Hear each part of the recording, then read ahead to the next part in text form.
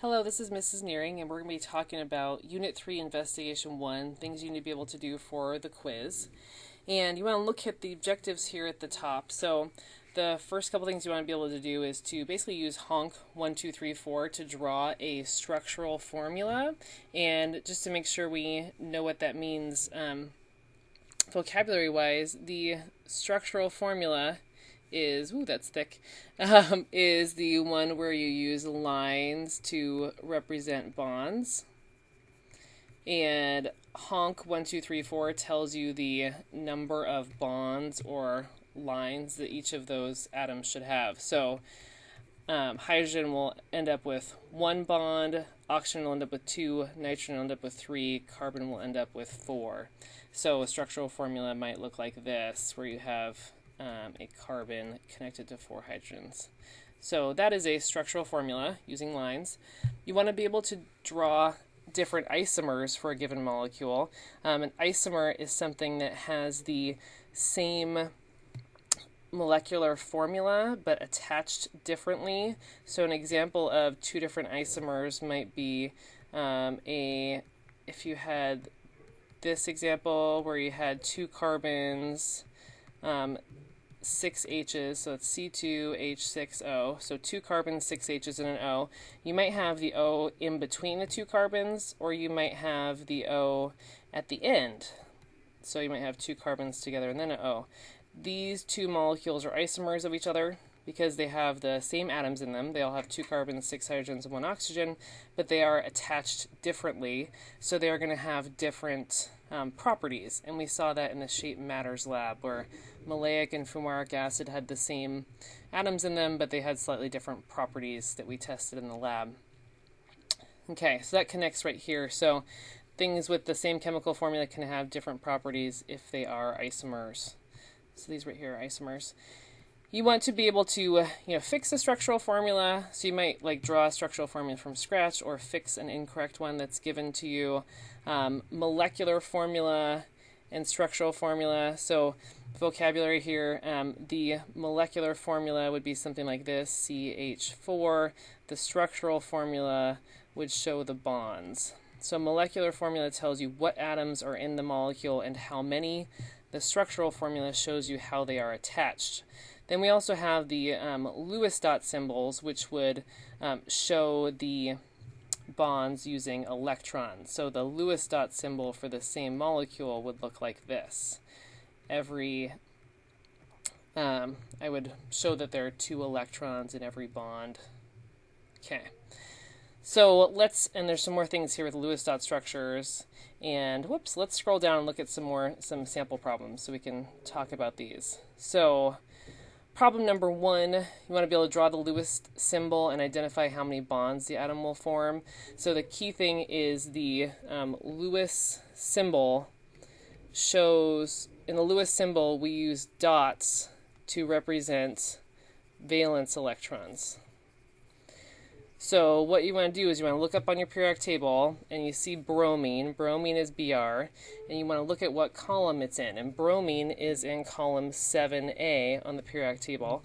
That means it will have 7 valence electrons. That means it will have 7 dots in our Lewis symbol. So what I do is I treat bromine kind of like it's a square, and I put 1 dot on each side of the square. So 1, 2, 3, 4, and then I start pairing up.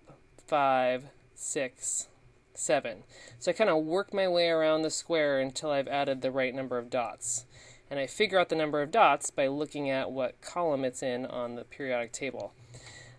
So if I do this for sulfur, sulfur is S, and sulfur is in column 6A, which means it has 6 valence electrons and 6 dots in my picture. So I'm going to go 1, 2, 3, 4, 5, 6. Now, how does this relate to bonds? Well, wherever you see an unpaired electron, that is a spot where a bond can form. Okay, so unpaired electron is spot where bond can form. Okay. So if I look over here at bromine, it has one electron that is not paired up. So that means it can form one bond. Sulfur has two electrons that are not paired up, so it can form two bonds. Okay, so that's the idea for problem number 1.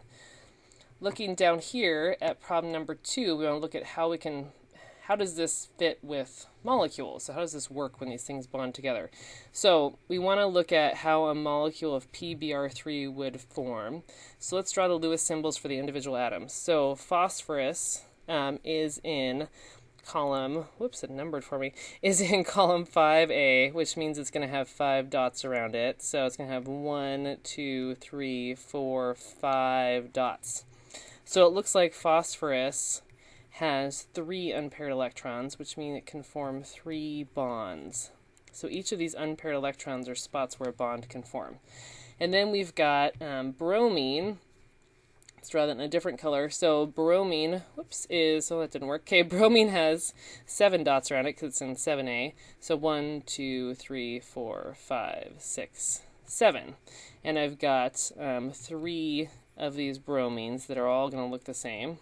Okay, so I'm going to draw 3 of them. I'll put one over here. 1, 2, 3, 4, 5, 6, 7. And notice each bromine can form 1 bond. So I've got 1 phosphorus that can form 3 bonds, and I've got 3 bromines that each can form 1 bond. And the goal of when we are forming bonds, the goal of forming bonds is to pair all the unpaired electrons. You can think of that as being our goal. So when I have an unpaired electron, I want to go pair it up with another unpaired electron on a different atom. So the key thing is the electrons can't pair with themselves. They have to pair with an electron on a different atom. So my bromine electron can pair with the phosphorus. This bromine electron can pair over with this electron, and this bromine electron can pair over this one. So if I put it all together, it will look like this. So my phosphorus, which started out with 5 electrons, it has shared an electron over here with bromine. Okay, so now this is what my bromine looks like. And it shared this electron over here, so there's another bromine. And then bromine already had 3 pairs on its own. And then this bromine had 3 pairs on its own, and it's going to donate its unpaired electron. So some things that we should notice is all the electrons are paired, and all atoms have 8 dots. So this is something known as the octet rule. In our Lewis dot structure is that all the atoms will have 8 dots around them. The only exception, equals hydrogen will have 2 dots. That is the only exception to our octet rule. Okay, so those are some Lewis dot structures. And then this problem is problem number 3. And we want to be able to draw a Lewis dot structure or a structural formula for any of these molecules here. So let's look at the Lewis dot structure for this. So you've got a hydrogen and you've got another hydrogen. Okay, so you got 2 hydrogens. They're going to want to pair up there and share their electrons. So you end up with your Lewis dot structure looking like this. Okay, the structural formula would be using lines. So Lewis dot structure, you use dots. Structural formula, you use lines. And each line represents 2 dots. Okay, so, and those represent 2 shared electrons. So when we say something is forming a bond, that means they're sharing 2 electrons with each other. Down here, arsenic, this is arsenic, 1, 2, 3, 4, 5. It can form 3 bonds. So I'm going to put in here 1, 2, 3 hydrogens. So this is what my Lewis dot structure looks like.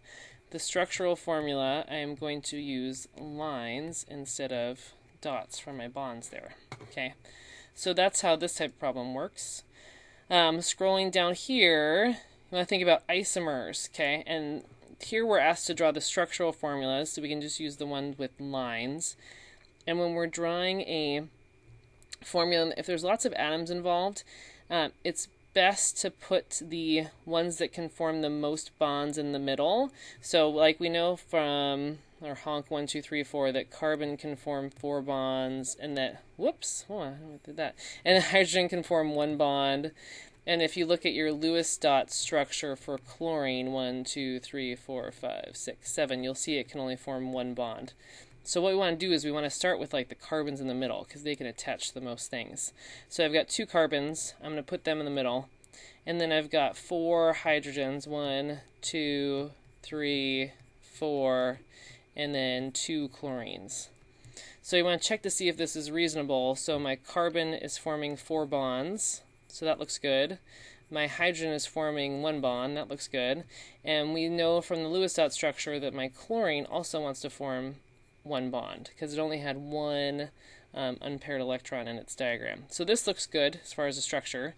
Now I want to try and do a different structure with the same atom. So notice what I did here is I put 2 chlorines on the same carbon. A different version would have been I could have put the 2 chlorines on, so sorry, I think I said that opposite. So here I put 2 chlorines on the same carbon. Over here I'm going to try putting 2 chlorines on different carbons. So these 2 things are now isomers of each other. So they have the same atoms. They got 2 carbons, 4 hydrogens, 2 chlorines. But over here on the left, the 2 chlorines are attached to the same carbon, and here they're attached to different carbons. So they are attached differently. So our rule here is that they are the same atoms, but they are attached differently. Okay? And while you're at home too, you can also use Odyssey to play around with these as well. Just keep in mind on a test you will not have access to Odyssey, so you want to be able to do it by hand too. And then here we have that lab where we talked about cis and trans things. That's a different type of isomer. We know there's cis and trans fats. We've probably heard talk about trans fats in the news, and we did our little dance here where if you look at our dance, this would be, you know, cis and trans. Okay, so when they're cis, the 2 things you're talking about, like the 2 hydrogens, are on the same side, and when it's a trans version, they're on opposite sides of the bond. And we will notice that this only happens with things that form double bonds, like in this example right here. So this right here is the cis isomer of this molecule, which happens to be called butene. The trans version of it would be, you saw the same carbons in the middle, I would just move one of the hydrogens to this side, and this would be trans, because now they are on opposite sides of the bond instead of on the same side. So that's your cis and trans molecules. And scrolling down, we got some more practice here with structural formulas. Or you could do Lewis dot structures instead. I'm actually okay with either. So if we go through an example here, let's look like at NF3. You might find it easier to use Lewis dot structure. Again, I'm okay either way. Nitrogen looks like this. Looks like it can form 3 bonds. We already know that from honk 1, 2, 3, 4. Fluorine looks like this. 1, 2, 3, 4, 5, 6, 7. It can form 1 bond. It's got 1 lonely pair. So if you draw the Lewis dot structure, it would look like this. There's my nitrogen to begin with, and the fluorine comes along. It's already got 6 electrons on its own, and it's going to pair its extra one up with nitrogen, and it's going to do the same thing over here, and then do the same thing over here. So that's looking at the Lewis dot structure. The structural formula would then look like this. And the question asks for structural formula, so all you have to give is this one over here, but you might find it easier to draw the Lewis dot structure first. Might help you figure it out. Let's take a look at CS2. This is a trickier one over here. I have 1 carbon, which can form 4 bonds, and I have 2 sulfurs, and if you look at your sulfurs, they can each form 2 bonds. So thinking of your Lewis dot structure, what we have is this. So you could have a sulfur over here. It's got 2 pairs, and it's got 2 lonely ones. So it can pair up one of those lonely ones with carbon, and then let's do that on this side. So we can make 1 bond here, and then we still have some lonely electrons that want to pair up. So what they can do is these 2 electrons can pair up with each other, And then these 2 electrons can pair up with each other too. So instead of sharing just 2 electrons, my carbon and my sulfur can share 4 electrons. And that is what we call a double bond. So notice, again, going back to honk 1, 2, 3, 4, in our structure, each carbon needs to have 4 bonds, which means 4 lines coming out of it. So in order for carbon, let's summarize the options here. In order for carbon to have 4 bonds, it could have 4 single lines coming out of it. It could have a double and 2 singles. It could have 2 doubles, or it could have a triple and a single. All of these options would work. Carbon just needs to have 4 lines coming out of it total, some combination of single, double, or triple bonds. There is no such thing as a quadruple bond, so these do not exist. You can only have single, double, or triple. So these are some things you want to be able to do on the quiz, and please come by tutorial if you have any questions.